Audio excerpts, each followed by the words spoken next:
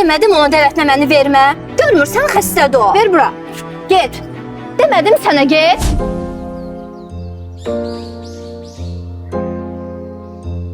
Uşaqlar, 3 gündən sonra mənim ad günümdür. Hamınızı ad günümə dəvət eləyəcəm. Oley! Həmin ad gününə gedirik.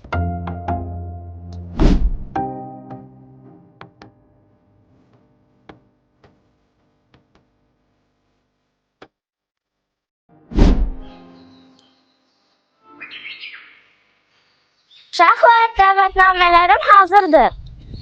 Bu sənin, bu sənin, bu da sənin. Duyğu, sənə demədim ona dəvətnaməni vermə. Görmürsən xəstədir o. Gəl bütün ad gününü məhv edəcək səni. Ver bura. Get. Demədim sənə get. Get dedim axı. Gəl qızım. Gəl bizim işimiz çoxdur, gəl gedək evə. Xanım, Murat xəstə deyil. Sadəcə autizmdir.